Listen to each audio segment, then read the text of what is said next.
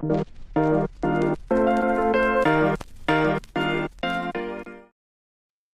right, folks, welcome back to Unscripted Liberty. Today, we've got a powerhouse joining us, Spike Cohen. You might know him as the 2020 Libertarian vice presidential candidate, but he's far more than just a candidate. Spike's the guy who's out there, boots on the ground, taking action against government overreach, empowering people to stand up, and giving a voice to those who've been ignored. He's the founder of You Are the Power, which is all about taking control back from the bureaucrats who think they're our bosses. Now, today we're going into why local activism is the only way to make real change, how Spike's building coalitions to protect individual rights, and what it actually means to put liberty into practice. And yeah, we're not wrapping this up without calling for justice for Ross Ulbricht. This episode's going to leave you ready to fight for freedom. So let's dive in. Thanks, Spike, for coming. How have you been? I've been great, Brittany. Great to talk with you. So I have you. I only met you in 2022, but you were on the campaign trail in 2020. But you didn't just disappear after the election. You went out there, launched You Are the Power, and stuff like that. So what made you step out of the business world and commit full time to the liberty movement? Well, interestingly enough, what made me step out of the business world didn't really have anything to do with the liberty movement. I got out of the business world because it was literally killing me.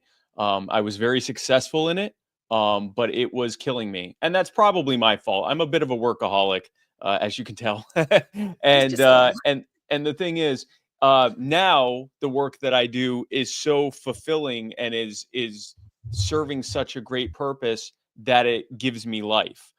Even still, I have to be careful that I don't overwork myself, and I often end up doing that. But when I was in the I guess small business startup world, um, that in and of itself wasn't fulfilling. I mean, it brought money in, it helped others with their careers and things like that, and that's great. And it obviously was a great career, but I was overworked, and I was literally killing myself. I'm pretty sure that's a big contributor to at least one of the triggers that led to my having MS.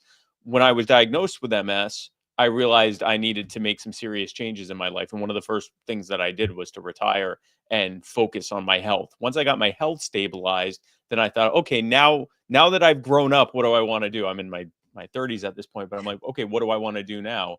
And talking about libertarian ideas and honestly just even being involved in politics at all, that always was kind of a passion of mine, something that I was into. And I thought, well, you know what, let me kind of dip my toes in this and see where it goes. And that started with my podcast, and from there, running for the libertarian nomination for vice president, which I did not think I was going to get. I just figured it'd be a great opportunity for me to talk about what I thought the party could be doing differently and how we could spread the movement, kind of being an example of that. Apparently I did a good job of it, because they actually gave me the nomination.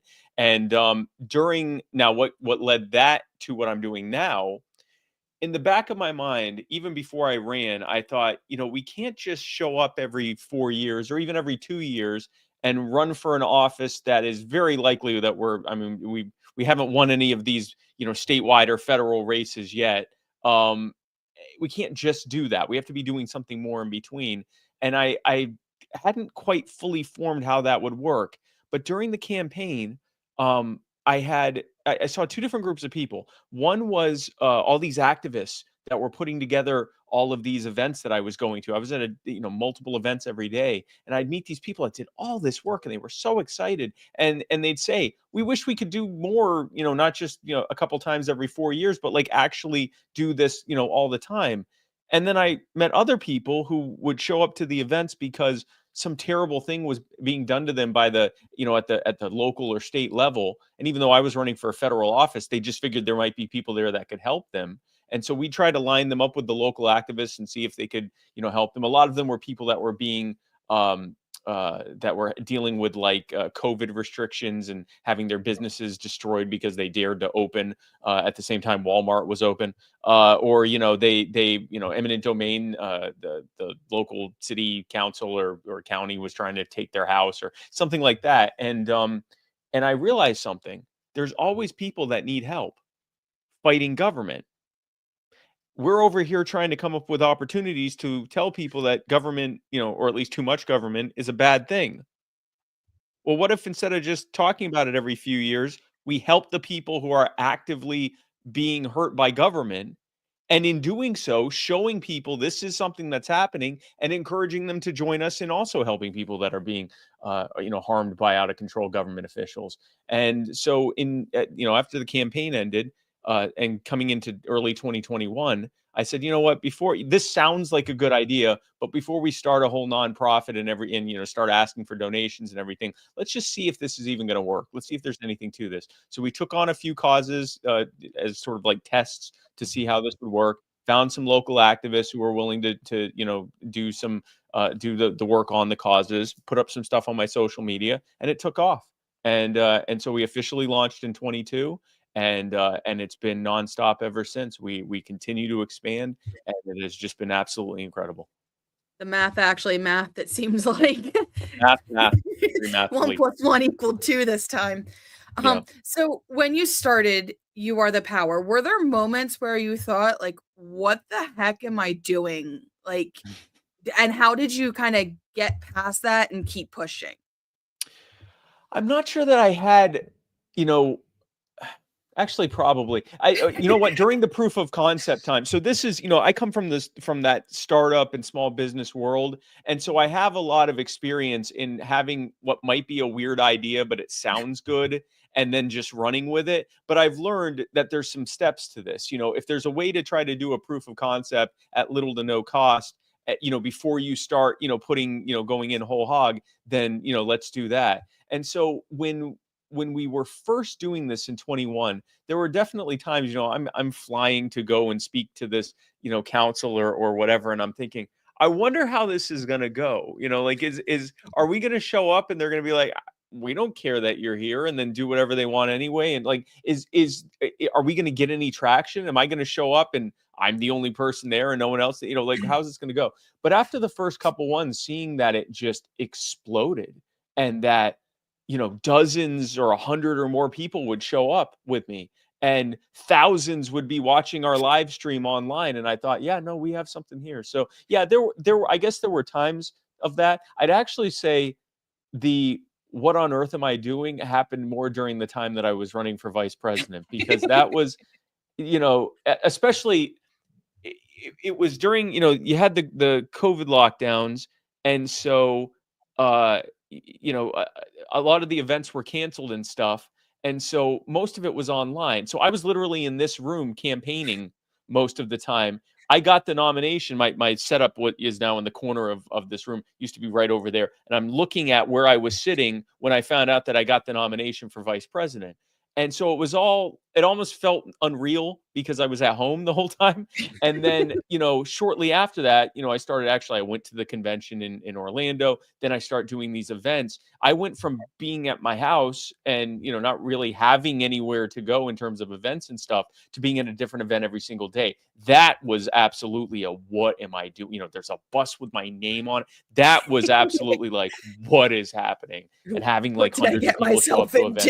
Yeah. And loved every second of it. It was one of the coolest, it's the most challenging and one of the coolest things I've ever done. But it absolutely felt like a game of like The Amazing Race or something. Like, you wake up at 3 a.m, you're doing stuff until 11 at night, and then you wake up the next day and do it all over again. So yeah, it was pretty fun though. Yeah. So you're all about local action. Like, why? Why not just focus on getting libertarians elected at the national level or making noise on social media? Like, what is it all about local activism that you think really makes the difference? Well, so to put as fine of a point on it as possible, you said, why not focus on getting people elected at the federal level? Because we haven't. Like, that's or at least the Libertarian Party, right? Like, we've gotten some liberty friendly people that are in another party elected, and that's great. I mean, certainly nothing wrong with that. But in terms of like the idea of what's that? The little L's, not the big L's. You have we've got they're small L libertarian libertarians minded, but they're not registered libertarians. Well, they might even be registered libertarians in some cases, but they didn't get elected as Libertarian Party, Arian. the capital L next to their name, right? Yeah. And so, to focus on a thing that we've been trying to do for 50 years and have thus far been unable to do, it's not that we should stop trying that, but that can't be our focus, right? When we focus primarily on things that we know we're going to lose, we are telling others and ourselves that our primary focus is on losing. And it drives home the narrative that libertarian means loser, that, the Libertarian Party is just a bunch of people who are fine losing.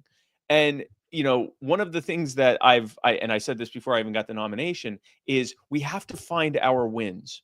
We have to find the things that we are winning at, even as we do other things that we know we're not going to be successful at, or we're very unlikely to be successful at, right? Or else, I don't care who you are, that's eventually going to get old. You're eventually going to say, you know what, this is too much. Like I need to find something else to do. And so with You Are the Power. And so I'm answering your question broadly. What should we as libertarians do? You Are the Power in and of itself. We are not. We are a nonpartisan organization. We are not tied to not just any political party, but we're not tied to any campaign. We're not tied to any elected officials. We're not tied to any candidates for office or anything like that. Small L libertarians, people who love liberty lovers.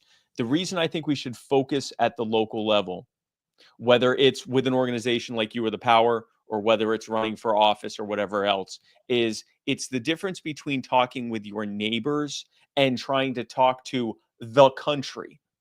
I have a fairly large platform for as libertarians go. Like I've got, I think on all my different social medias combined, about 500,000 followers. And obviously some of those are duplicates. Some people follow me on X and on Facebook and whatever, but it's like right around 500,000. That is basically like on the scale of followers and reach. That's a relative trickle. I've had some content that's been viewed by tens of millions of people, but for the most part, I'm a small fish in the pond of social media, and my platform is larger than 99% of the people out there. That can't, if our only focus is on trying to just say stuff on the internet, then first of all, we're in a sea of other people trying to say stuff on the internet, but also we're neglecting the fact that we can be doing things in our backyard. Like we can be doing things with people we already know, and in a community that we already know and that knows us. And so I just think that's anytime that you're trying to build something up, you start at a attainable, feasible start, and then build out from there. So I'm a fan, whether we're talking about, activism. I think local is going to be our best shot, local and statewide stuff. And if we're talking about like running for office, I think that, and especially if you're running for office in a third party, you definitely want a local race because it's a nonpartisan one. I have a lot of respect for libertarians who run for like the races that, you need to be able to run, you need to get a certain percentage on to get ballot access and stuff like that. People that are running for like governor and secretary of state and stuff in states that require that. And I respect the people that are running for the statewide and federal races just to try to, get that access to that platform and access to that bully pulpit of running for that office and to try to get the message out there. I respect all of that. I mean, I ran for vice president, so I can't shame anyone. How dare you run for something you don't think you're going to win? Like I ran for VP. I knew I wasn't going to get it, right? So far be it for me to cast stones there. But I will say that if you're wanting to get elected, especially in a third party, but even if you're like, if you want to run as a Republican or Democrat, they're probably going to want you to start local too, right? Like, you can't just show up to your local GOP and be like, yeah, I'm running for Congress in my district. Like you're probably going to be working your way up there too. So no, I think you start where you have the most likelihood of winning. Again, whether I'm talking activism, campaigning, whatever, you start where you have the best shot of winning, which is locally, and you build out from there. Yeah, it's pretty much what I did. I started I went for state rep, no political experience ever. Like, hey, this is where I feel like I have the most potential for change in what I want to do, what I want to go for, like, and stuff, because of being a nurse and everything. And I went to my GOP because I originally was a Republican, went to the GOP locally, and they're like, who are you? Like, you're not one of our handpicked people. You're not one of our Yep. little puppets. Like, we Yep. don't know who you are. We can't control you. And I said, I don't care. I still want to run. So I tried to run, then the whole sore loser, because then I switched parties. And I got out with that. But now I've went and dialed it back, and now I'm in my township running for township supervisor. I Yeah. didn't win Yeah. the last time because, again, it's a Republican stronghold. And I was not it was, again, not really well known, but I grew up in the township, but they knew me as my maiden name. And I was having a hard Mm. time getting people to connect my maiden name to my married name Yeah. Yeah. and stuff like that. And now I kept my momentum for this race coming up next year. And I have community members coming to me like, hey, can you talk to the township about this? Or, hey, I'm having issues with that. I'm having issues with that. You have a lot of like like views and just pull, it seems like. I was like, no, Yeah. I'm just not afraid to tell the township when they're wrong. I do it Yeah. civilly, and I stand up and I call them out for it, and I'm public with it, and I force transparency on them. And it's looking promising. I don't want to don't want to That's good. jinx it, but it's looking promising because there hasn't been, like, they should be deciding soon who they're gonna run in the primary Yeah. coming up, because our primaries are February or March or something like that. Mhm. We're at the end of November. Like, we kind of need to pick someone, and Right. they Right. haven't. So I don't know if they're just like, hey, we like what she's doing, and she's young, she's got the chutzpah, like, and Yeah. stuff like Yeah. that. And they're like, yeah, just let her go. But yeah, I think I've seen a lot of progress in the smaller races Yep. across my county with some other candidates and stuff. Yeah. Yeah. That's good. You That's know, good. how can someone who feels like totally powerless actually make a dent in their local community? Like, I know what I did, but like someone who's just getting started. So the first thing I will tell people is, one of the shortcuts, if you want to get involved in local activism, is go to youarethepower.net and sign up, because we have everything from the causes you can help us work on. We'll help you if you have causes in your area. We'll help you with vetting them, with putting together a plan to action, with executing that plan to action, everything else. We offer training sessions that teach you how to be a better activist and be as effective as possible and everything else. But if for some reason you go, I don't like that, I just want to be involved, I don't want anyone else involved, I don't want to ever look at you ever again, or look at you or the power, that's fine.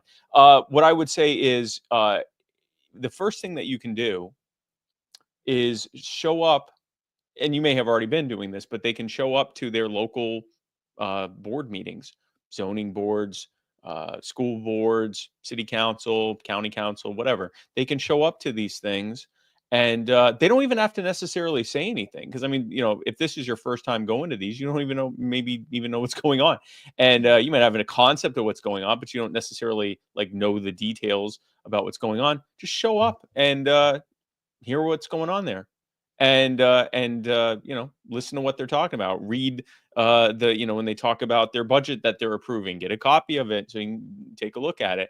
And also make sure you're sticking around for public comments, because it's very likely, especially if you keep going, it's very likely that you're going to run into someone whose life is being destroyed by that zoning board, that city council, that county council, whatever. And they're showing up and basically begging, saying, hey, stop trying to run my small business out of town. Stop trying to take my house. Stop, please, please tell the police to release the body cam footage of my arrest to show that I didn't do anything wrong and that I was assaulted. Or, please stop threatening me and my charity with arrest if we help people. I mean, these are all things, by the way, that we've worked on at You Are the Power. And some of them went to their councils to say these things. Some of them didn't, and thankfully we still found out about what they were going through. But if you find something like that, well, now you've got a cause. Now I would advise you, again, if you're not using You Are the Power, you don't have a team vetting it for you. I would advise you to then, vet that cause and make sure it's legit, because there are people that, make claims. I would say a significant percentage of the claims that are brought to us, we look into them and it turns out they're not true, or there was a lot of context missing when we were told what happened. It's like, yeah, you're not quite the sympathetic character that we thought you were here. But that happens. So, if you want to do it, make sure it's a legit cause, check it out, make sure it's up to snuff. And if it is, you've now got your cause. And depending on how connected you are in your local community, you can either reach out to other people. You can. This is where social media is very effective. Local community-based Facebook groups, your own personal social media. Some people will set up pages and groups for their local community and their activism, so people can keep in touch with what they're doing and stay up to date with that. But yeah, that's where you do that. And you can build a cause around it. You can build a movement around that cause. And when I say movement, people, when they hear movement, they're thinking like the civil rights movement or the Tea Party movement, or millions of people. It doesn't have to be that if it's in your local area. If you're in a relatively decent sized suburban town or something like that, you can get like 40, 50 people together, and that's usually enough to get these board or council members to really think twice about what they're doing. Like, when they're used to maybe one or two people showing up and complaining, they're not used to like 50 people walking in the door and making public comments take 4 hours because each one of them saying the same thing over and over again about this person that they're doing whatever to. So yeah, I would say that show up to your meetings, your local meetings, and find out what's going on. See if you can find other people that are upset about something that's already being done, or maybe when you're going through the budget, you find some glaring things. So Rebecca Massey, the lady whose video went viral, she was wearing the cyberbully the government shirt. She was talking to her city council, and the mayor had her arrested because he didn't like what she was saying. And we helped to get those charges dropped. That started with her kind of pouring through the budget and seeing that they were doing all this really nasty stuff, and she started calling them out on it. So yeah, get involved locally, find out what's happening in your backyard. But again, go to youarethepower.net. We make it 1,000 times easier. Yeah. Hey, it's nice to have a team to help you out when you're just getting started. Absolutely. So government overreach, it's pretty much like a never-ending story. But You're the Power has taken on some insane cases of government abuse. Can you kind of walk us through some of the most ridiculous or infuriating examples you guys have experienced? So one of the most ridiculous ones was the one I just said. I mean, literally, Rebecca Massey shows up, and we put out the video because I wanted people to see, like, there was no like, well, what happened before the officer? Right? What happened was she was literally talking to the council and saying, you're passing these pay increases, but you're not going through your rules-based process of how to do that, and you're keeping us in the dark. You're not even letting us know what these people are being paid. And the mayor goes, oh, I got to stop you there. We have a rule that says you can't say anything disparaging about us, even if you don't mention us by name. Even if you just mention our title, you can't do that. And she said, all right, well, that's completely unconstitutional. And there's multiple court decisions saying that I can say whatever I want up here during public comment. She said, I can literally come up here and spend 3 minutes saying nothing but profanities, and you couldn't stop me. And he goes something along the lines of, well, that might be your feeling, but this is our feeling. She's like, no, this is the Constitution. Like, you literally have to do this. And if you'd like, I can tell you the court decisions that are involved in that. And so he has the cop come in and arrest her in front of her minor daughter. They left the minor daughter there by herself, even after because then we also released the longer body cam footage that shows that after she was arrested, that she was saying, my daughter is a minor and is by herself. And they're like, yeah, we don't care. And they wouldn't allow her to speak with an attorney. They said, oh, well, you're not being questioned. She said, it doesn't matter. I've been arrested. I want to speak with an attorney. And they were like, oh, no, that's not real. You don't get a phone call. Yeah, you do. I'm trying to remember now. I think they said something along the lines of she didn't have freedom of speech if the mayor said that she didn't, or something like that. I mean, it was like it was so blatant, and we knew the charges were going to get dropped. We knew that it was just they had absolutely nothing. But it was just absurd. I was angry for her, but I was also like trying not to laugh watching it. I'm like, this is the most absurd thing, and everyone involved has to know. They either have to know just how foolish this is, or they're a bunch of morons. You can decide which one it was, but the bottom line was that the charges got dropped. The ones that are the most infuriating to me, it's bad enough when you hear someone trying to take someone's, run someone's small business out of town, or trying to take someone's house. Those are very, very infuriating things. But last year, when we started having families come out of the woodwork telling us about how they took their sick kids to a hospital, the hospital found out that those kids had a chronic health condition, usually Ehlers-Danlos syndrome, but sometimes other stuff too. And then instead of saying your kid is sick, here's what we're going to do for treatment, instead they would intentionally call it abuse, have their children taken from them and put in foster care, arrest one or both of the parents for multiple felonies for abuse, and then fight in court to have their children taken from them permanently and placed it for adoption, even though all of the evidence.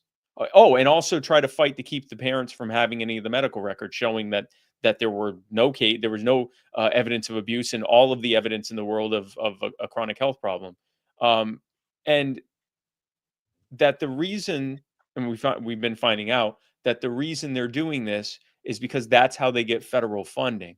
The federal government, under Title 4D of the Social Security Act, they pay out to these systems, but only if they call it abuse. And so they're incentivizing calling it abuse. And if it turns out not to be abuse, they don't have to give the money back. So they just call it abuse and they let the chips fall where they may. And it's child trafficking.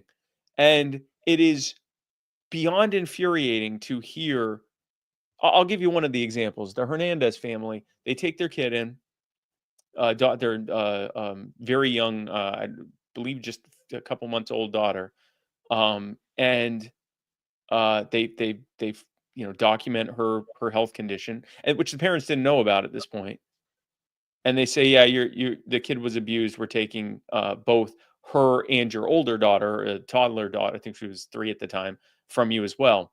Then they arrested them. And then as a condition of the bail, they weren't allowed to live together, the mother and father, or speak to one another. They weren't allowed to have any contact or closeness with one another. So not only did they lose their kids, but they were legally estranged from one another. And so they were basically putting the screws to them to take some kind of a deal where maybe they don't get their kids back, but at least they get to live together again. And again, it's all just to get federal funding. And it. You want to talk infuriating? Many of the state child protective services in this country are basically operating as glorified child trafficking organizations. And they justify it by saying, well, yeah, but we also do catch actual abusers, and we wouldn't be able to do that without this funding. Well, I don't know. Maybe find a different way for funding. Like maybe create a new model for funding that doesn't involve framing, estranging, and stealing children from innocent parents. That or they're bullies. I've experienced it as being bullies. I've had children and youth. My oldest is autistic. He kind of learned when he was inpatient for stuff to use children and youth as a weapon against me as stepmom because I have a license as a nurse. So I have to have child abuse clearances. And so he was using children and youth as a weapon against me when he didn't like when I would discipline him and say, no, you can't have the TV. No, you can't do this. Yeah. He would go to school the next day and say, well, she did this, she did that, she did this.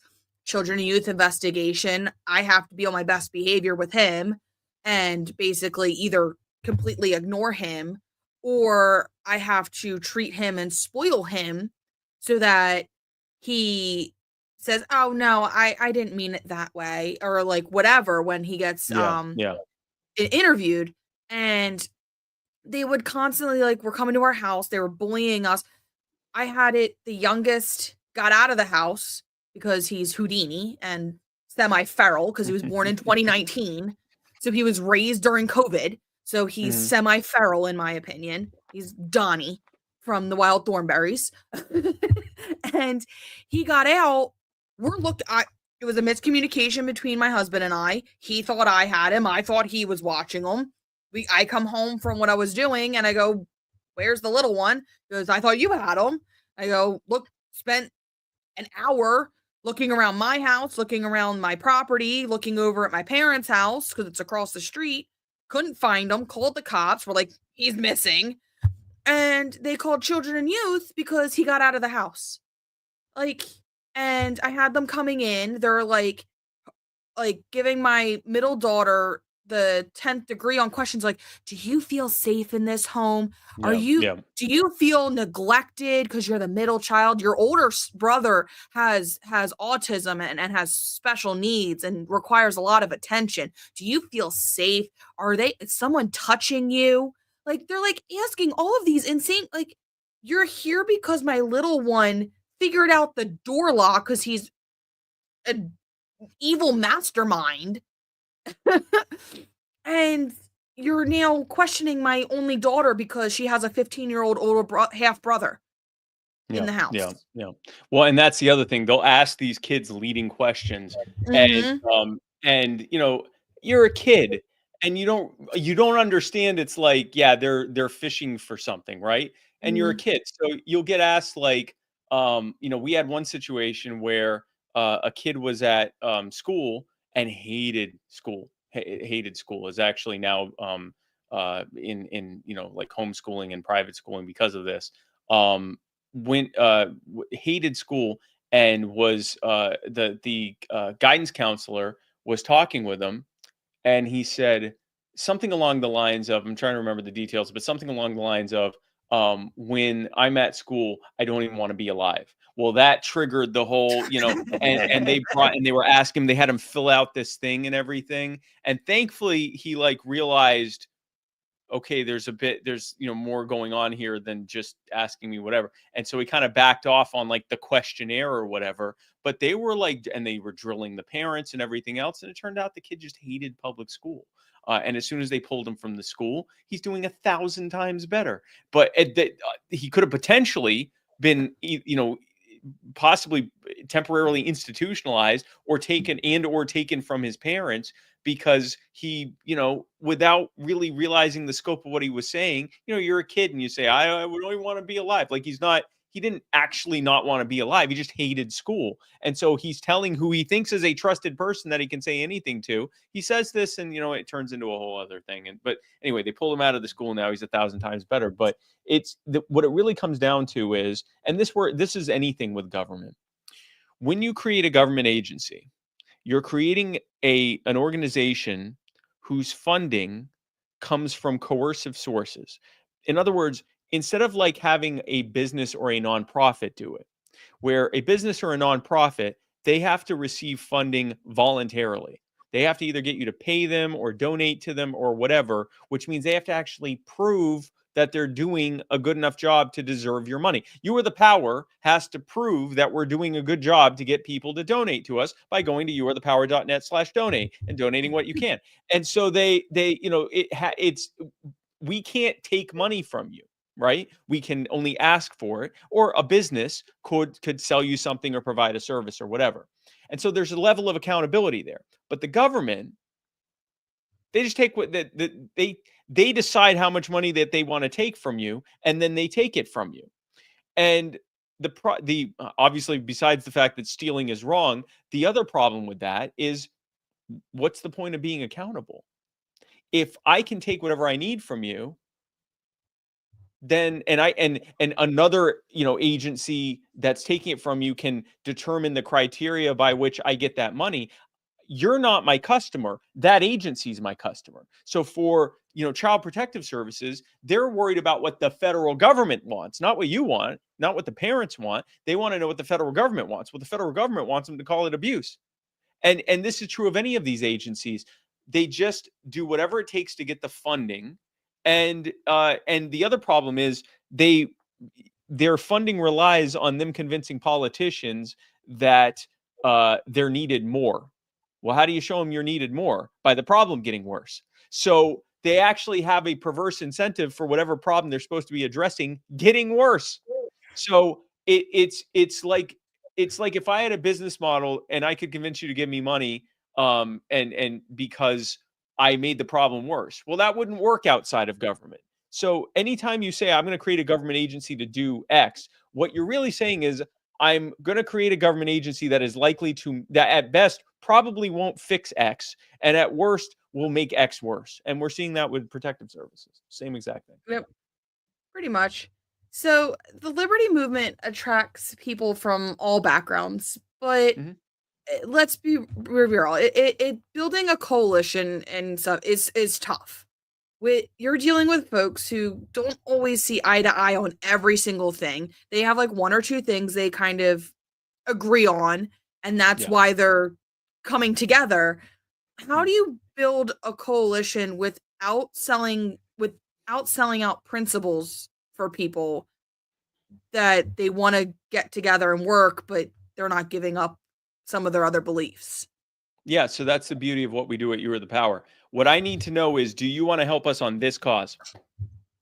Do you agree with us that taking this family's kids is wrong? Okay, great. Here's what you could do to help us. Here, you go to our website, and here's the template, the wording template you can use, or you can use your own words.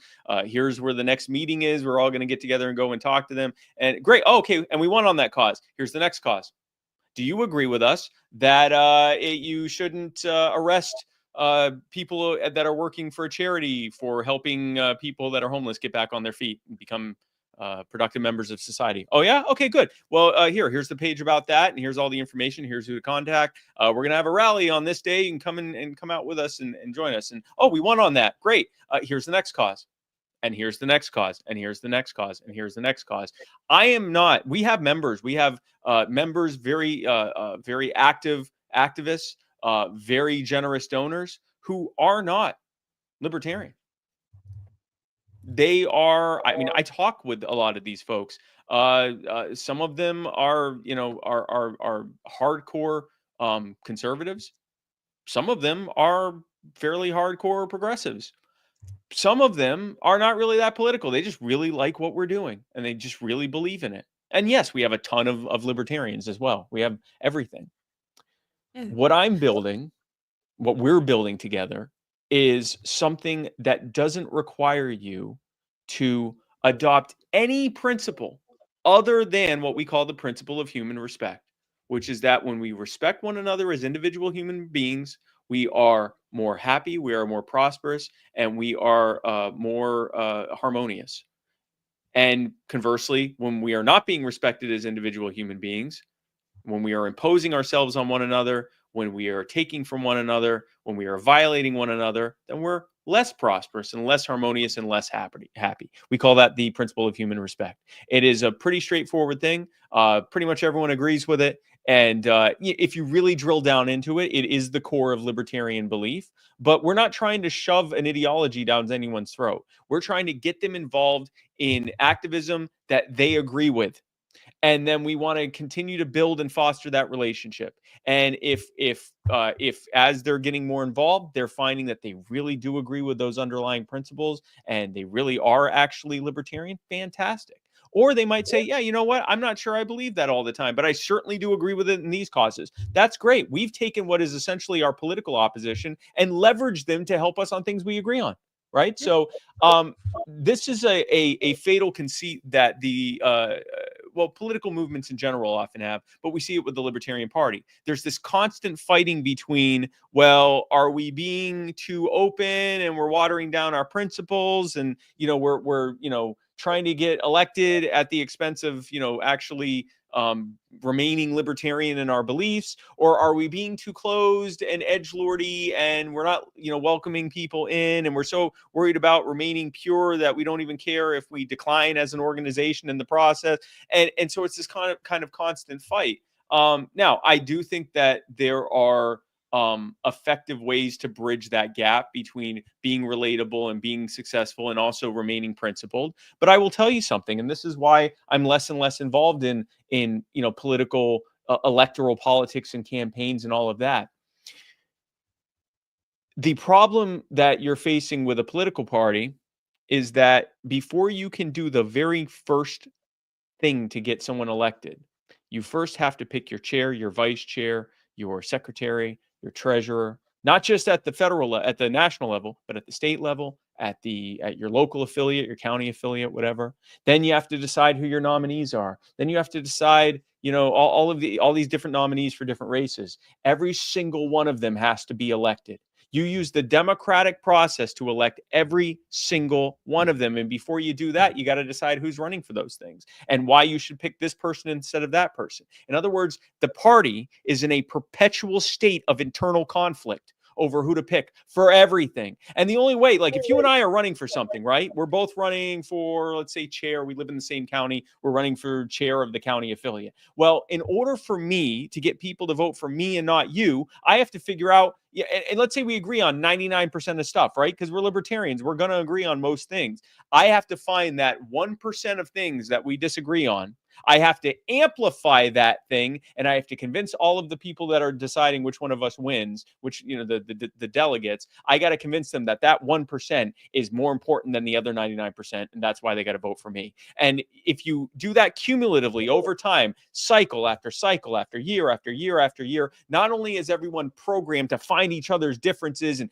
figure out how much this difference matters to that difference, but you start creating these rifts and these tribes and these factions, and these factions over time become caricatures of one another. They hate each other. It's basically a mirror image of what we see with Republicans and Democrats, where there's this duopoly of you have to be this side or this side. And if you're on this side, then you have to hate everyone on this side and you have to love everyone on this side, and vice versa. And so what ends up happening is you're constantly arguing with each other. And so even if you agree on most things, you're never talking about what you agree on. You're only talking about what you disagree on, and you're hating each other more and more. What started as a friendly competition over time becomes a not friendly competition, a very unfriendly competition, and eventually it becomes outright warfare. It goes from, Brittany's great, but this 1% difference is a big deal. And then the next time around, you come in and go, yeah, Spike, whatever you think of him, this 1% is huge. And if he gets in, what's that going to say about us as a party? And then the next time around, I go, listen, if Brittany gets in, that 1% is an existential threat to this party and everything we stand for. And frankly, if she gets it, I don't want to be a part of it anymore. And then you say the same thing. I don't want to be part of it if he's a part of it. And so the whole thing falls apart. And it's because everything is founded on conflict. That's politics. Democracy is not is it preferable to autocracy? Yeah, it's preferable to having a dictator, force his way down your throat without you even having any feedback at all. But a much more preferable way is voluntary, decentralized, hierarchy that everyone agrees to, and doesn't have to have this constant state of democratic infighting. At You Are the Power, if you're a part of You Are the Power, do you know how we pick our regional organizers and our state organizers and all of that? My team does it. And it's based on the merit of what they're seeing happening there. We've even had people volunteer and say, hey, if you want an organizer in your state, I'd love to do it. And we go, yeah, you've been doing great work. We don't have a vote on it. We have people in You Are the Power who fight each other in the Libertarian Party, or they fight each other as Republicans and Democrats, or Republicans and Libertarians, or whatever. But they don't do that in You Are the Power, because we don't give them anything to have conflict over. We give them things to work together on. We only give them things to work together on. And so that's been our secret sauce for how we get to get people to work together. And going back to the point about principle, we share our principle. We let you know that the underlying principle behind all of our causes is this. And if you agree with that cause, work with us. And if you agree with that principle, great. We have even more for you to do. And if you don't agree with that principle, great. You can still help us with the cause. You can be as involved as you want to, based on how much time and how much resources you have to be involved, and also how much you agree with the principle. It's entirely up to you. Self-selecting. Yeah, it's great. It's almost like a little bit of the idea of like single line item things, like going through. It's like, okay, here's option one. Do you yes or no? Yes, no, or I'll come back to it. Like you go through all your different things. It's like And then you go through and you're like, okay, yes, I like this one. No, not my cup of tea. Yes, I like this one. This one I need to do a little more research on. Like it's nice to have that like Chinese menu choice. Like you're not sitting there going, nope. If you don't like one, you can't help with two, and you definitely can't help with three because you don't like one. Like no, you can go through and they don't affect each other, which is great. And we let people know off the bat what we believe. Like it's in there. We talk about the principle of human respect. We talk about the underlying reason why. And in fact, in the wording template that we give, when we say, hey, here's what you can send, it has that wording in there. So they can decide if they want to echo it in their own, if they want to take those words and use them as their own, that's fine. But if they don't, if they say, hey, look, and we haven't really had a lot of this, but if someone said, listen, I don't agree with the underlying principle behind why you do what you do, but I do agree that this family shouldn't have had their kids taken from them, and I'm happy to try to help with that. Great, wonderful, thank you. Because literally what they're saying is, I am opposed to what you believe, but I'm still going to help you. Great. Why would I turn that person away? Now, if they came in and said, I'd like to become a member of your team and to help spread my idea. No, start your own thing and you can do what you want. But if they said, I'd like to be be actively involved in more causes, fantastic. And if over time they did take on the principle, well, then we'd consider them for some volunteer leadership roles, like state organizer, regional organizer, that kind of stuff. To get up to an organizer level, we want to make sure that they believe in the principle of human respect, right? Like that's a core thing. But even that, we're not then giving them a 30-question quiz. How would you apply this to the conflict in the Middle East? Like it doesn't matter. Like what matters is, do you believe in this underlying principle? Great. Now you can be an organizer. You've been doing great work. You believe in the underlying principle behind what we're doing. Now you can be an organizer. You don't agree with it, but you're still doing great work. Fantastic. We'd love to have you be a part of what we're doing. We're so happy to have you as a member. And we're so happy to have you as an activist. And it really is a self-selecting thing. We are trying to spread and act upon the principle of human respect, but we're not trying to do it by trying to like get this metric of like, we've gotten this many people to say that they've done this. We have those metrics. We try to keep track of it, but ultimately it's going to show in what we do. If we become bigger and more effective and we're taking on more causes and we're having more victories, that de facto means that we are spreading and acting upon our underlying principle. Yeah, the cream's eventually going to rise to the top and stuff. So it's easy to say one's protecting individual rights, but putting it into practice is a whole different can of worms, a different beast in itself. What does that look like with You Are the Power? Like, how are you guys actually protecting people from government overreach in a way that sticks? So I think the best way that we're doing it is we're they say sunlight's the best disinfectant. We're finding these causes. We're creating content that very often goes viral. I mean, it always gets attention, but sometimes it gets millions of people looking at it. And we let people know about what's happening. And we give them a decent amount of detail. I mean, when we make videos about it, they're like 10-minute long videos that give a lot of the background information on what's going on. And we give them all of the so we'll say these officials are doing this. Here's how you reach them. Here's their phone numbers. Here's their email addresses. Here's a wording template you can use about what you just heard, because sometimes people, they're upset, but they're not ready to, a lot of people, they're not ready to start writing a paragraph about what they think about this. Right. And so they'll often go and be like, you suck, I hate you. And it's like, yeah, okay, great. If you want to say that, that's fine, but it's probably better to tell them about the thing and, what it is you want them to do. Why so we actually give them a wording template. Yeah, well, you give them a wording template. Here, copy paste this, modify it as you wish. If you want to add at the end, P.S. you suck and I hate you, that's on you. You can do whatever you want. But here's what you can do to do it. So I think the way that we've been able to really be effective, and we've been consistent, like we're still continuously streamlining this. It's just getting better with each new cause. But what we do is we find these causes that we know are going to get the public's attention. We get all of the particulars here, put together the plan to action. Who are we going to contact? What are the pain points? Who are we going to reach and really put the screws to get them to back off? Are there meetings like, board meetings and stuff that if that social media pressure isn't enough, we can actually go there in person and really put the screws to them. And then we put it out there and we watch it happen. It's magical how it happens. So, what would you say is the biggest threat to individual freedom right now? Ourselves. I would say the biggest threat to individual freedom is that most people,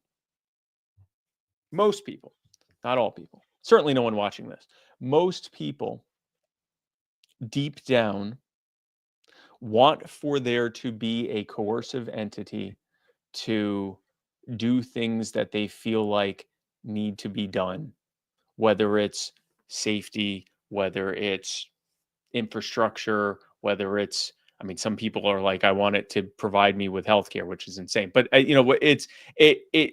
but you'll even have people that are like, well, I just need it to handle disputes or whatever else.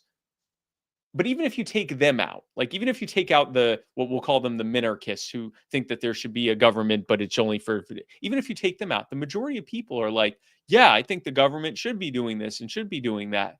And the problem is when they're doing that, see, we as libertarians, we hear them going, yes, I want a coercive entity to rob and murder everyone so I can have my roads. But what they're actually saying is, I don't know any differently. I only know that this is the way to do these things. I know it's a necessary evil. And I don't know how bad it is. Like, I don't know just how bad this thing is in practice.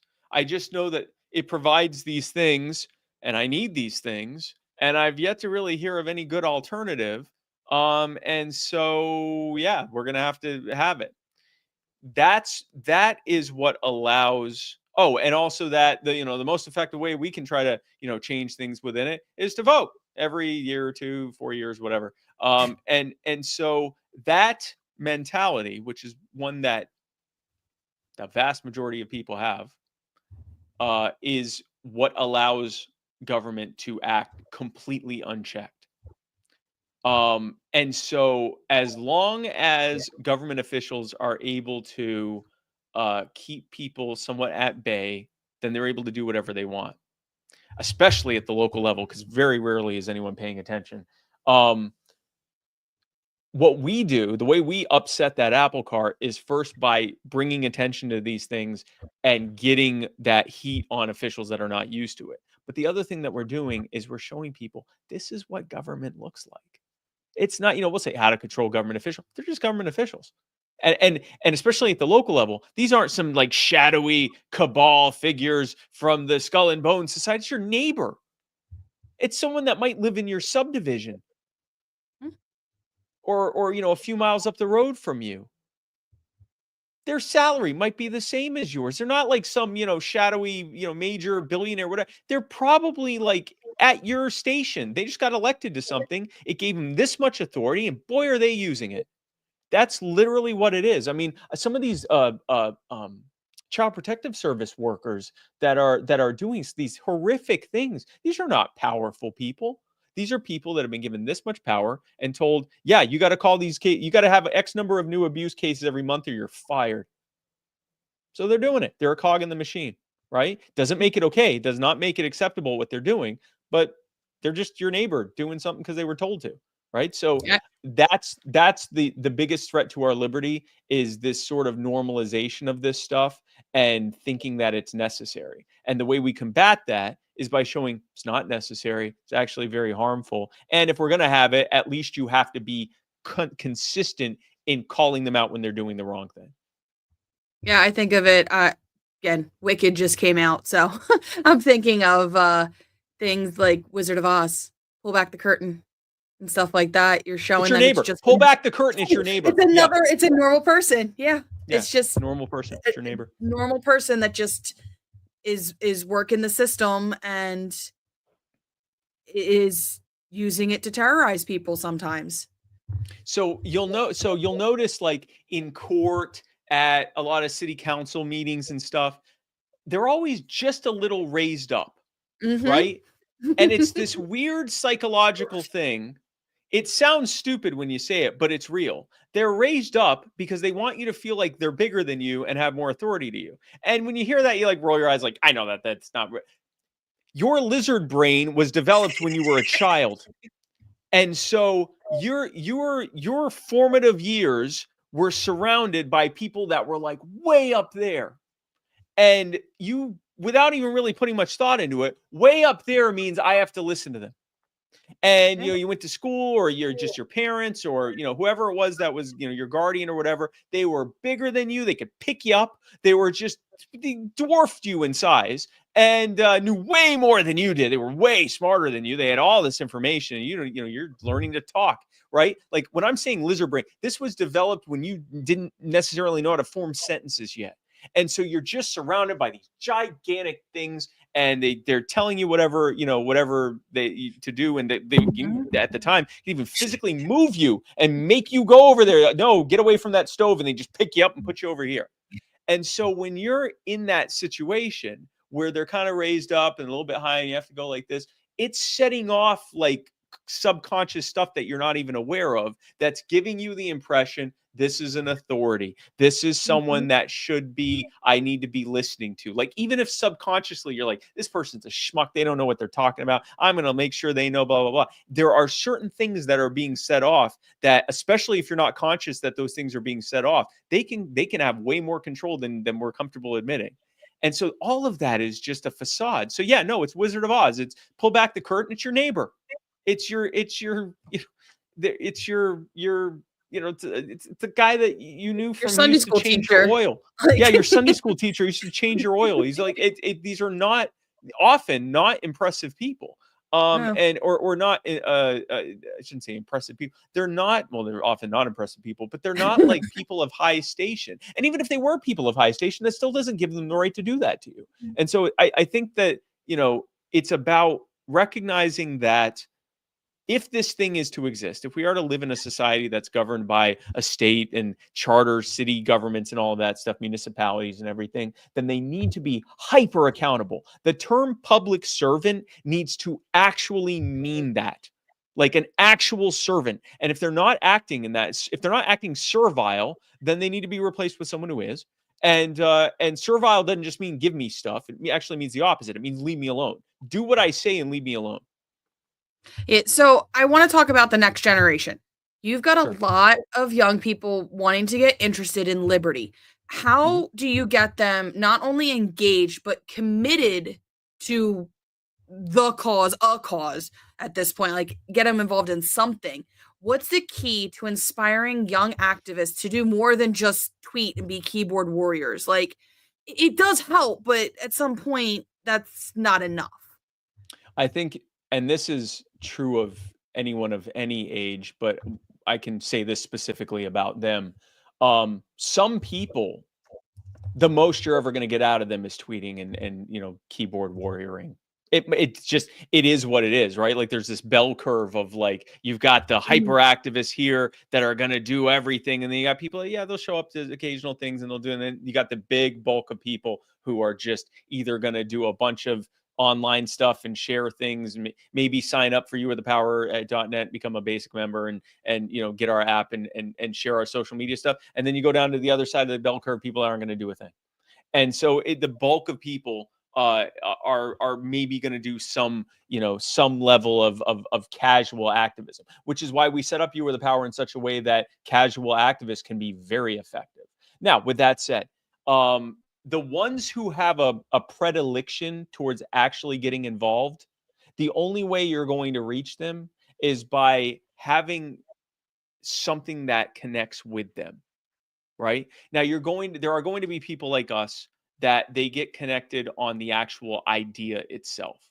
Like a lot of libertarians, by the way, this is why, and this is not just in libertarian circles, this is in any kind of political philosophy circles. We get a lot of neurodivergent people and a lot of very cerebral people. And it's because we're like, what are you about? We're about a philosophy. If you tell that to most people, they're like, what is this? Like a religion? Like, no, we're about a belief system, a philosophy. And they're like, all right, but what do you do? Well, we talk about our ideas. And it's like, what's your idea? Our idea is the principle, not the non-aggression principle. And what that means, and they're just like, whatever, like, what is it you guys are wanting to do? We want you to know that, you own your body. Okay. Like, so you'll get people that are into that.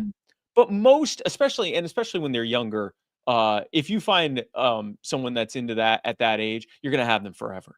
And you're already got them. Like, you're going to get them. You're going to get the young libertarians. They're going to be there. They're going to start at the college level, and then they're going to stay there forever. That's good. You don't need my help getting them. They're going to find you, because we're already out there signaling to them with all of our ideas. The ones that we aren't getting, and that You Are the Power has actually been fairly effective with, we're putting out stuff that's about people. It's about this family. It's about these people with this charity. It's about this, this family and their home that's being taken from them. This small business owner, all of that stuff. And It's so tangible. it's tangible, and it's something that they look at and they go, "Wow, that could be my parents." Mm-hmm. And or that reminds me of this person I know, or that could be me. That could be, I could have been taken from my family or something. They'll connect with it that way. And the key of what we do is we understand also people's level of activism is often fluid. Maybe right now they're ready to go in full throttle, blah, blah, blah. But then other times they got other stuff on their plate and they're not going to be able to. And this is a problem that the party has a lot, where we put on. What do you mean you aren't going to be able to continue putting 20 hours a week for the rest of your life in for the next, couple months because you have your own personal life? With You Are the Power, you are as involved or not involved as you want to be. We will be here when you get back. And so I think if we're connecting with kids, with younger people, on things they actually care about, on people they care about, and then giving them a useful and easy conduit. And it might be online, right? Like, we have, keyboard warriors, but boy, are they keyboard warriors. I mean, they're spending hours a week on this, and we couldn't be doing it without folks like that. So, I think you have to connect with them on what they actually care about, but do understand, especially when you're talking younger people, they're only going to be so active and involved, and that's true at any age, but especially at younger. Sometimes they're going to be interested in this for a while, and they're going to start getting interested in a boy or a girl or something like that. Like, they're just, you're dealing with an age group. Yeah, you're dealing with an age group that's just too flighty to try to build a movement solely on them. Okay. So at Spike, I could talk to you for hours. But I want to thank you so much for joining us today and really giving us a blueprint for liberty, for real liberty in action. Now, before we wrap up, is there anything you want to, final comments, statements, anything you want to give? The one thing I will say is, if you truly do want to spread liberty, not just the ideas of liberty, we do that too, but also spread liberty by helping people whose everything is being destroyed right now and who don't have the wherewithal to take care of it on their own. But we can help them, and we do help them on a regular basis. If you want to be a part of that, go to youarethepower.net. The first thing you see when you go there, it's a big button that says Join Now. Become a member. If you're able to donate, if you're able to become a paid member, that helps a lot. We put up to 60 hours on in fact, an average of 60 hours of work vetting each cause. That costs money. All of the things we have to do to get the, to keep, what is it they say, keep the lights on and the bills paid. It's very helpful. Every bit you get helps. If you're not in a position to do so, that's also fine. We have a free membership. We just want you to be involved to whatever extent you're able to be involved with your time, your resources, whatever else. We'd love to have you be a part of it. When you sign up, you'll get an email that'll tell you how you can download our app, join our members only social media groups, and stay involved. You'll get in contact. You'll be contacted by your region's regional organizer. And we'd love to have you be a part of this. So go to youarethepower.net and sign up today. And Brittany, thanks again for having me on. I really appreciate it. Of course. So I wanna wrap up with mentioning something that's close to the hearts of almost everyone in the liberty movement, and it's justice for Ross Ulbricht. Ross was sentenced to a double life sentence in prison plus 40 years for creating a website. No violent crime, no physical harm, just a website that facilitated free trade. Now I'm calling out to President Biden and President-elect Trump that this is the moment to do what is right and pardon Ross.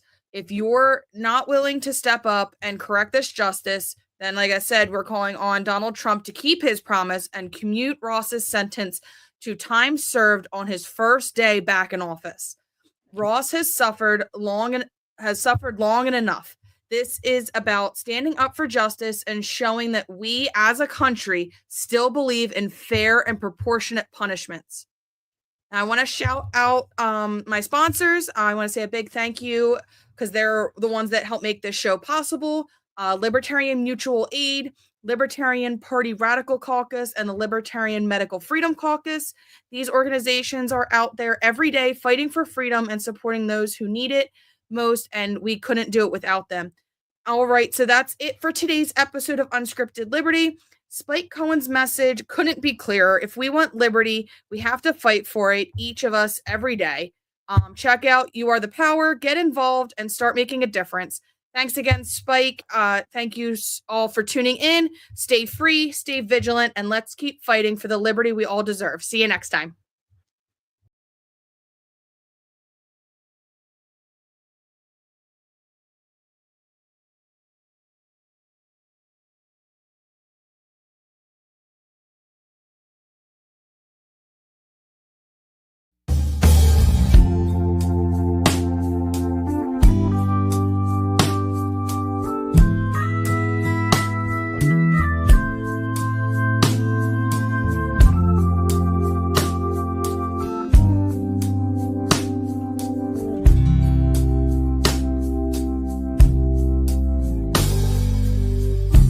was a man who did the unspoken. He looked for freedom from the violence. No one is perfect when there's new ground broken. A mess is made and someone gets blamed. He had a dream of harmony as you wish to live out your own. We cannot stand for this, cannot have you fall along the Silk Road. This ain't the movies, there's a war in the streets. The innocent are in jail. We pray for justice and we wanna be free, and hope the truth will prevail. He had a dream of harmony as you wish to live out your own. We cannot stand for this, cannot have you fall along the Silk Road. We still have hope, we cannot quit. Don't be afraid.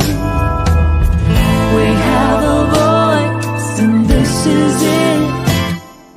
Let the light show the way.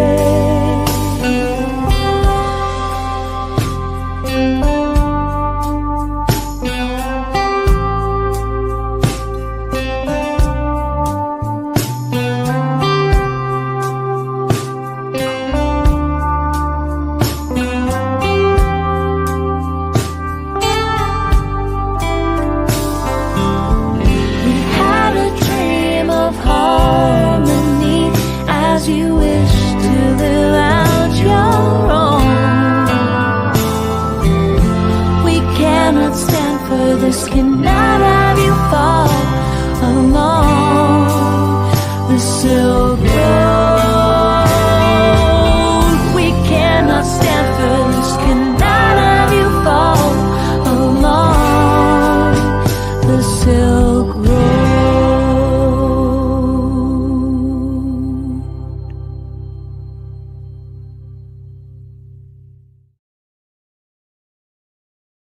On day one, I will commute the sentence of Ross Ulbricht to a sentence of time served.